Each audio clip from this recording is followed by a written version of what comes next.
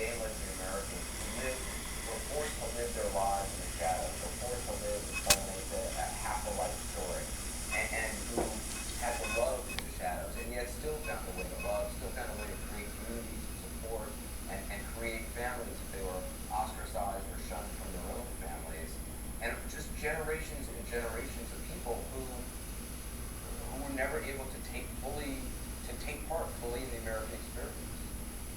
Well, many of the people from that generation were, in fact, my mentors. They sheltered me and taught me when I was very young, and I feel a great debt to them. People like Harvey Milk, who was famous, but many others who were not famous. I think much of this commitment to the struggle for marriage equality actually also has its roots in the AIDS pandemic. After what we went through, what loving couples endured as they cared for each other, it proved that we were family, that these were marriages, and I think that was when we decided as a community to stop accepting half measures and to demand the whole thing. I do want to make one other point, which is that I think this is also a vindication of the bold and risk-taking strategy that has been taken with this. And I'm sure Michelangelo Signorelli can confirm what I'm going to say, that back in 2004, when Mayor Gavin Newsom here in San Francisco opened City Hall to same-sex marriages, that was opposed by all of the gay and lesbian national organizations. It was opposed by the Democratic Party, and right up through 2009, virtually every national gay and lesbian organization and our Democratic Party allies were opposed going to federal court. Fortunately, they were ignored, and that is why we are here today.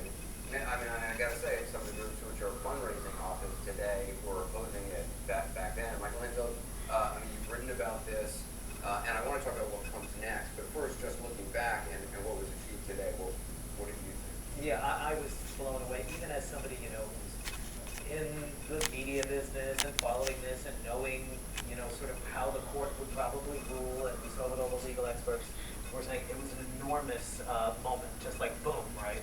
A validation of so much work. And getting to what Cleve was saying, a validation of a strategy that going back to ACT UP, going back to Stonewall, as you were talking about earlier, of confrontation, of pushing people along, of even with the president in recent years.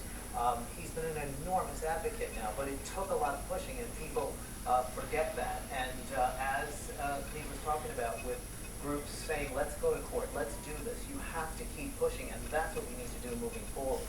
In terms of moving forward, Scott Walker today said, the Republican candidate said, called for a constitutional amendment allowing for states to define marriage. Is that even possible at this point now?